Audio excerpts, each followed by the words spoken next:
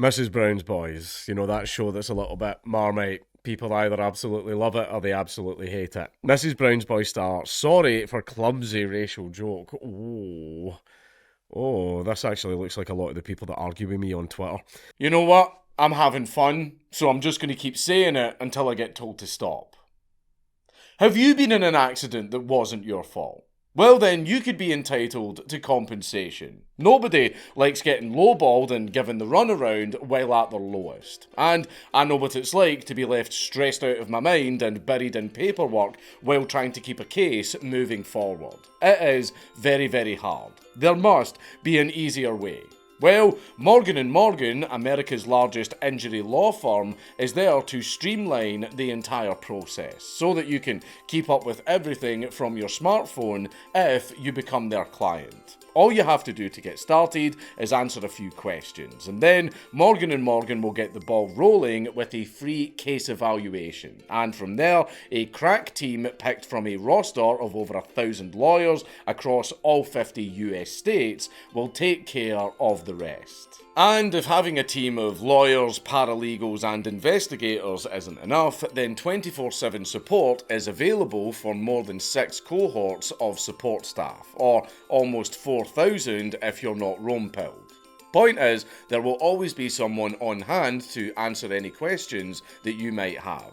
And with this much manpower at their disposal, you can be sure that Morgan & Morgan will be able to fight for the best result possible, having already recovered over $20 billion for more than 3 million clients. But if Morgan & Morgan is not able to win your case, then the fee is completely free.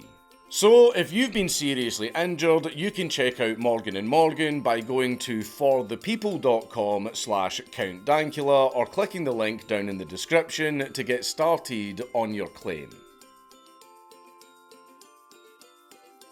Brendan O'Carroll, the Irish star of BBC One sitcom Mrs. Brown's Boys, has apologised for making a clumsy joke where a racial term was implied during rehearsals for the series' upcoming Christmas special. Oh, naughty, naughty, naughty joke. Ooh, isn't that great when jokes are policed? I love it when art is controlled. The BBC temporarily suspended production of the series and launched an investigation, with the shows now going ahead as planned. O'Carroll, who is also the show's creator, said he had made a clumsy attempt at a joke during a read-through of scripts where he was in character as Agnes Brown.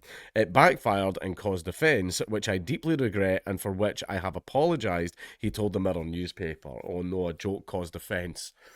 Ooh, how awful.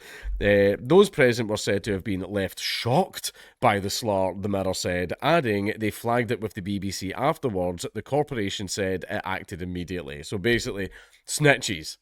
Little snitches in the audience. You know, the little finger men, those little servants of the party. Ready to snitch on you to the commissar at a moment's notice because you said a naughty no-no joke.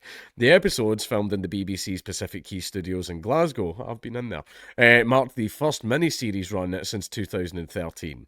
The BBC said, whilst we don't comment on individuals, the BBC is against all forms of racism, shame not paedophilia, but anyway, and we have a robust processes in place should issues ever arise.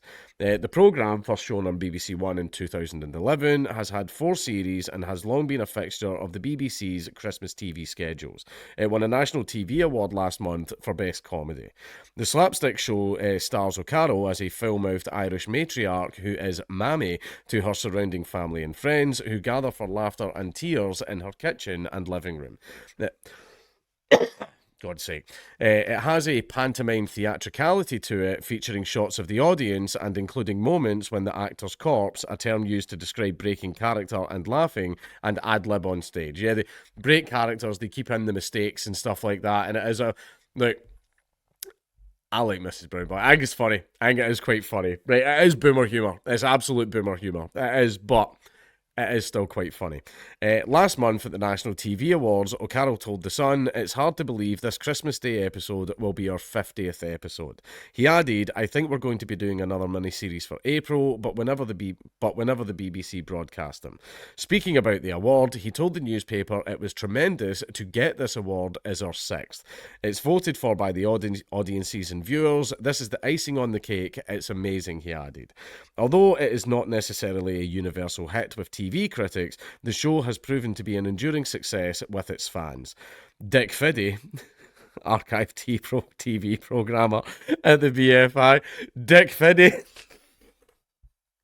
what a name! What a fucking name, Dick Fiddy. Oh my God. Told the BBC in 2020 he thought it thrived in the gulf between critics and audiences because there's a certain section of the audience that feels disenfranchised by modern comedy. It's not a certain section, it's a lot of people because all modern comedy on the TV right now is, haha, Tories bad, ha ha ha, fuck Christians. That's it. That's all modern comedy. That's literally it. All of it. And has been for like 15 fucking years now. It's fucking shit. An audience that enjoys the broad double entendre comedy of On the Buses and Are You Being Served? O'Carroll has said that the success of the show has been, at least in part, down to an audience that has felt left behind as TV comedy has evolved and changed. And then, because you made a spicy little joke, that new ethos of comedy is coming after you as well. However, as for what got said, I heard, don't quote me on this is just what I heard in circles, is the N-bomb was dropped. It's Mrs. Brown, you cheeky little based old woman. Apparently that's what happened, don't quote me on that. So, allegedly. But, still, like, the reason it is popular is, yeah, a lot of people don't like modern comedy. I don't like modern TV comedy. It's been a while since a show has made me laugh. Tyres recently, with, what's his face? I forget his name. Comedian. Jokes about Down syndrome a lot because he looks like he has it. I feel bad because he's one of my favourite comedians currently. I actually feel really bad. I've just blanked on his name. I'm sorry. I'm still sick. But like that show made me laugh. But like recently, especially on British TV, modern comedy is terrible, man. Like, there's no The League of Gentlemen, there's no Little Britain, there's no Monkey Dust. Jesus Christ, remember Monkey Dust? Like, there's no IT Crowd. There's nothing like that, you know, where people just make jokes and they're like, oh, if it's funny, if it's not, it's not. And that was just kind of the blasé attitude that happened with comedy. But nowadays, it's like, okay, all these things you're not allowed to joke about, but obviously make sure to politicise the absolute hell out of it so everyone knows that you're leftist and cool and therefore will continue to have a career on television, which a lot of people are having to do now if they want to keep their jobs. Everybody's saying that the BBC is fair and impartial and we're absolutely neutral and blah, blah, blah. Really, name a right-wing comedian on the BBC. Jeff Norcott doesn't count because they scrubbed him as well. Name a right-wing comedian on the BBC. Name a right-wing comedian on panel shows. You can't.